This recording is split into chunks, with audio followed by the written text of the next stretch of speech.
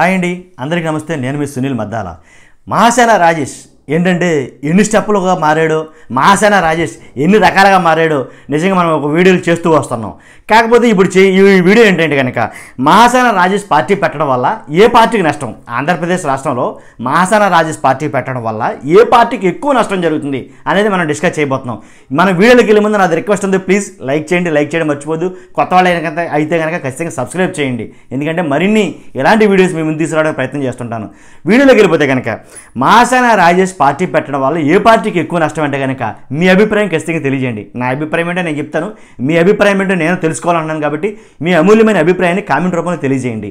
Mahasena Rajesh party పెట్టడం వల్ల ఎక్కువగా నష్టపోయేది ఏ పార్టీ అంటే కనుక టీడీపీ అని నేను చెప్తాను. 100% కూటమికి ఎక్కువ లాసు. వాస్తవం ఏంటిది? ఎందుకని కూటమికి ఎక్కువ లాస్ ఎందుకని? మిగిలిన పార్టీ వైసీపీకి ఎందుకు లాస్ కాదని ఎలా చెప్పగలుగుతున్నాం అంటే కనుక కొన్ని సమీకరణాలు తీసుకుంటే కనుక వాస్తవాల్లోకి వెళ్తాయి కనుక మహాసేన రాజేష్ యాక్చువల్గా ఎప్పుడు పోరాడినా కానీ ఎక్కువగా పోరాడి హైలైట్ అయింది ఏ విషయంలో అంటే కనుక వైసీపీకి అగనెస్ట్గానే పోరాడాడు. అంటే మహాసేన రాజేష్ సొంత పార్టీ పెట్టడం వల్ల ఏదైతే వైసీపీ అంటే నచ్చనోళ్ళు ఎవరైతే ఉన్నారో ఆ నచ్చనోళ్ళే మహాసేన రాజేష్కి వేస్తారు. అది ఎప్పుడూ మామూలే. ఆ నచ్చనోళ్ళు ఇంకెవరికి వేస్తారంటే కనుక వైసీపీ అంటే గిట్టనోళ్ళు, వైసీపీ అంటే అసలు ఇష్టం లేని వాళ్ళు, వైసీపీకి యాంటీ ఓటింగ్ ఏదైతే ఉందో అదంతా టీడీపీకి కూటమికే పడాలి అసలు ఆ ఓట్లనేని. కానీ ఇప్పుడు రాజేష్ సొంత పార్టీ పెట్టి మళ్ళీ కొత్త నినాదం తీసుకోవడంతో ఏదైతే కూటమికి పడాల్సిన ఓట్లు ఉన్నాయో ఆ ఓట్లు మహాసేన రాజేష్ పడతాయి. 100 కావచ్చు, 50 కావచ్చు, 1,00,000 కావచ్చు, 10 లక్షలే కావచ్చు. అర్థమవుతుంది అనుకుంటా. ఎన్ని ఓట్లు అనేవి కాదు ఇంపార్టెంట్. ఏదైతే కూటమి పడాల్సిన ఓట్లు ఉన్నాయో ఆ ఓట్లే చీలతాయి. 100% ఓట్లు చీలిక అనేది వైసీపీ నుంచి మహాసేన రాజేష్కి అసలు జరగదు. ఎందుకంటే యాంటీ వైసీపీ ఏదైతే ఉందో ఆ యాంటీ వైసీపీ ఫస్ట్ నుంచి ఉందది. ఆ ఉన్న ఓట్లని యాక్చువల్గా కూటమి క్యాష్ చేసుకోవాలి. కానీ కూటమికి పడాల్సిన ఓట్లని ఏదైతే ఇప్పుడు మహాసేన రాజేష్ పార్టీ పెడుతున్నాడో ఆ పార్టీకి వెళ్ళిపోతాయని నా ఉద్దేశం, నా అభిప్రాయం ఇది. మీ అభిప్రాయం ఏంటో కామెంట్ చేయమన్నాను. ఇంకొకటి ఏంటంటే కనుక ఓట్లు చేయడం వస్తే కనుక జగన్మోహన్ రెడ్డి గారు వైసీపీ పార్టీ నుంచి ఓట్లు అసలు చేయలేవు. ఒకవేళ చీలిన ఓటు ఏమైనా ఉంటే కనుక అది కూటమికి వెళ్తాదే తప్ప మహాసేన రాజేష్కి రాదు. కానీ ఇప్పుడు ఏమవుతుంది, కూటమికి వెళ్ళాల్సిన ఓటింగ్ ఆ పర్సంటేజ్ ఏదైతే ఉందో అది మహాసేన రాజేష్కి వస్తుంది. నేను మహాసేన రాజేష్ పార్టీ పెట్టడం అంటే మామూలు విషయం కాదు. కానీ పార్టీ పెడతానంటున్నాడు. పార్టీ పెట్టి ఇంచుమించుగా 100 నియోజకవర్గాల్లో పోటీ చేస్తామేమని బలంగా చెప్తున్నాడు ఆయన. మరి 100 నియోజకవర్గానికి అభ్యర్థులను ఎలా సెట్ చేస్తాడేంటి తెలియదు. కానీ 100 నియోజకవర్గాల్లో పోటీ చేస్తామన్నాడు. 100 నియోజకవర్గాల్లో పెట్టిన 100 నియోజకవర్గాల నుంచి కూటమికి పడాల్సిన ఓట్లు 100 నియోజకవర్గాల నుంచి మహాసేన రాజేష్కే పడతాయి. కొంత గొప్ప అంటే కూటమికి వేయాల్సిన ఓట్లన్నీ మహాసేన రాజేష్ పడిపోతాయంటే అలా కాదు. జస్ట్ 5 ఓట్లే కానీ, 10 ఓట్లే కానీ, 100 ఓట్లే కానీ మ్యాక్సిమం ఎన్నో కొన్ని ఓట్లు రాజేష్ కొంచెం దాన్ని ఓట్లు చీలుస్తాడు అనేదిగా నేను బలంగా చెప్పగలనండి. ఎందుకంటే లెక్కలు అలా చూపిస్తున్నాయి. ఎవరైతే ఈ రాజేష్ మహాసేన ఉన్నాడో చాలామంది ఇప్పుడు ఏం మాట్లాడుకున్నారంటే ఓట్లు చీల్చే కార్యక్రమం చూస్తూ ఉంటే రాజేష్ నిజంగా అసలు వైసీపీ కోవట్ట ఏంట్రా బాబు లేనిపోయిన తలకాయపోటు అనవసరంగా ఏదో అసలు టీడీపీనే పెంచి పోషించింది వైసీపీ రాజేష్ని. కాబట్టి మహాసేన రాజేష్ని. కాబట్టి ఇప్పుడు మహాసేన రాజేష్ పార్టీ పెట్టడంలో వైసీపీ పార్టీకి, వైఎస్ఆర్సీపీ పార్టీకి ఫేవర్ అవుతుంది. కానీ దానికి మైనస్ ఎలా అవుతుంది అనేది కనుక మాట్లాడుకోవడం జరుగుతుంది.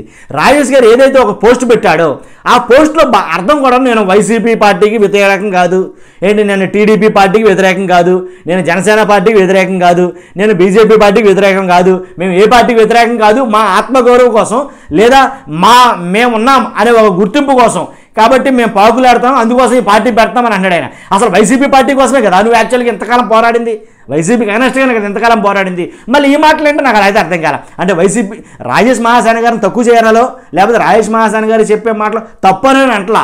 ఆయన మాట్లాడిన మాటల్లోనే కొంచెం ఏదో లాజిక్ మిస్ అయ్యాడేమో ఆ పోస్ట్లో అని అనిపించింది. చాలా తప్పులు కనబడుతున్నాయి ఆ పోస్టులో అయితే నాకు అర్థమైంది. ఏంటంటే కనుక ఆ పోస్టులో తప్పులు ఏంటంటే ఇదే వైసీపీకి మేము వ్యతిరేకం కాదు, టీడీపీకి వ్యతిరేకం కాదు, జనసేనకి వ్యతిరేకం కాదు, బీజేపీకి వ్యతిరేకం కాదు. మరి దేనికి వ్యతిరేకం కాకపోతే పార్టీ ఎందుకు పెడుతున్నట్టు? మళ్ళీ పైన రాసుకొచ్చింది ఏంటంటే కనుక ఆయన పోస్ట్లో పైన రాసుకొచ్చింది ఏం రాసుకొచ్చాడంటే కనుక ఏదైతే మేము ఓట్లు నేను ఏదైతే రాజకీయాల్లోకి రావాలనుకున్నానో బీజేపీకి మాకు పడదు ఎట్టి పరిస్థితుల్లో. కాబట్టి బీజేపీ మా వర్గానికి, మా మతానికి, మా కులానికి మాకు అన్యాయం చేస్తుంది బీజేపీ. కాబట్టి బీజేపీకి తోటి అంటగా అవుతున్నాయి కాబట్టి, బీజేపీ తోటి పొత్తు పెట్టుకున్నాయి కాబట్టి టీడీపీ కానీ జనసేన కానీ ఈ పార్టీలో మేము ఉండలేము. కాబట్టి నేను బయటకు వచ్చేస్తున్నాను. కాబట్టి మా ఓట్లు కూడా బీజేపీకి పడితే మమ్మల్ని మేము మోసం చేసుకున్నట్లే. కాబట్టి మతతత్వ పార్టీ, కులతత్వ పార్టీ, హిందూ పార్టీ, ఇలా కొన్ని పార్టీలు ఇలా పేర్లు చెప్పుకుంటూ పోయి ఇలా మాట్లాడుతూ బీజేపీ అంటే మాకు నచ్చదని చెప్పాను రాజేష్ గారు. మరలా మాకు ఏ పార్టీతో వ్యతిరేకం లేదంటారు ఏంటండి? అర్థం కాలేదు నాకు. కాబట్టి ఏ పార్టీ వ్యతిరేకం కాకపోయినప్పటికీ కానీ మీరు అసలు ఏ పార్టీకి ఓట్లు చీల్దామని యాక్చువల్గా అయితే కనుక మీరు వద్దామని అనుకున్నారు.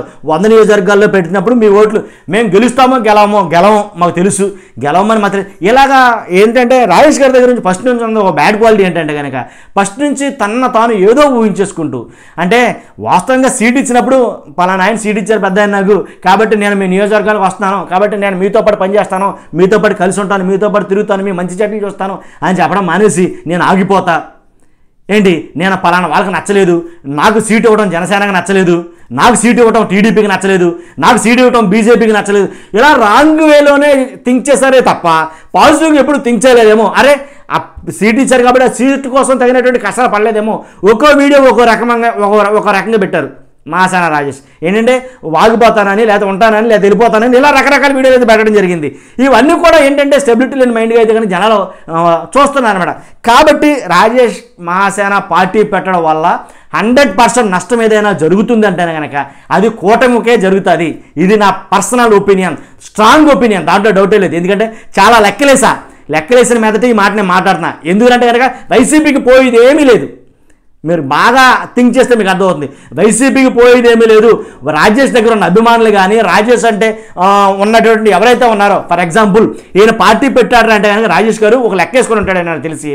ఏంటంటే ఇంచుమించుగా 5 లక్షలు, 4 లక్షలు, 3 లక్షలు, 7 లక్షలు, ఎన్ని లక్షల మంది సబ్స్క్రైబర్లు ఉన్నారో అన్ని లక్షల మంది మా ఓటర్లను కొన్నాడేమో ఆయన. కానీ సబ్స్క్రైబర్లు ఎప్పుడు ఓటర్లు కారండి. మరి ఆయన ఎందుకని అలా ఆ వేలో ఆలోచిస్తున్నాడో తెలియదు. కాబట్టి ఎంతమంది సబ్స్క్రైబర్లు ఉన్నారు కాబట్టి వీళ్ళందరూ నాకు ఓట్లు వేస్తారు అనుకుంటాడేమో, అది మొమ్మాటికి తప్పే, దాంట్లో డౌటే లేదు. కాబట్టి సబ్స్క్రైబర్లు అందరూ కూడా రాజేష్ సబ్స్క్రైబర్లు కాదండి. రాజేష్ అంటే నచ్చనోడు ఉన్నాడు దాంట్లో, రాజేష్ అంటే ఇష్టం ఉన్నవాడు ఉన్నాడు, వైసీపీ వాడు ఉన్నాడు, టీడీపీ వాడు ఉన్నాడు, జనసేన, ఇలా అన్ని రకాల కూడా రాజేష్ దాంట్లో ఉన్నారు. కాబట్టే అంటే రాజేష్ గారికి వాళ్ళందరిని చూసి వాపు చూసి బలుపు అనుకోవడం పొరపాటు, తప్పు నేను అనేది. ఇప్పుడు కానీ సరే కొంచెం స్టెబిలిటీగా ఆలోచిస్తే మంచిదేమని రాజేష్ గారికి నా అభిప్రాయం. కాబట్టి నేను చెప్పేది ఏంటంటే కనుక 100% రాజేష్ మహాసేన పార్టీ పెట్టడం వల్ల కూటమికే లాసు. ఎందుకంటే ఆల్రెడీ రాజేష్ దగ్గర ఉన్న వాళ్ళందరూ కూడా యాంటీ వైసీపీ వాళ్ళే.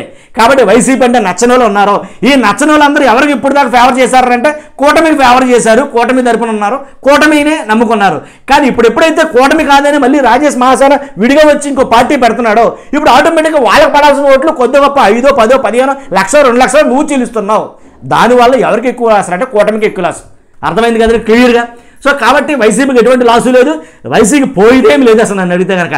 కాబట్టి వాళ్ళు ఏమా నన్ను అడిగితే కనుక అసలు వైసీపీ వాళ్ళు నిజంగా ఎలా జరిగితేనే బాగుంటుందేమో అని అనుకుంటుంటారు నన్ను 100%. ఎందుకంటే వాళ్ళకి మంచిగా జరిగింది. రాజేష్ మహాసేన బయటకు వచ్చి పార్టీ పెట్టడం వల్ల వైసీపీకి చాలా మేలు జరుగుతుంది నాకు తెలిసి 100%. చూస్తున్నా మీరు అందరూ కూడా నా వాక్యాలు కనుక నేను మాట్లాడిన మాటలు కనుక కరెక్టే, మాట్లాడిన కూడా కరెక్ట్ వేలో ఉన్నాయి. మీరు మాట్లాడిన 100% నిజమే, ఎందుకంటే ఇలాగే జరుగుతుంది అని అనుకుంటే కనుక మీ ఎమ్మెల్యే అభిప్రాయం కామెంట్ చేయండి. లేదు అని అనుకుంటే కనుక ఇది మీరు చెప్పింది అబ్సల్యూట్లీ రాంగ్. కాబట్టి ఇలా కాదు, ఎలా ఉంటుందని మీ అభిప్రాయం తెలియజేయండి. మర్చిపోవద్దు, లైక్ చేయండి, కొత్త వాళ్ళైతే సబ్స్క్రైబ్ చేయండి. Thank you.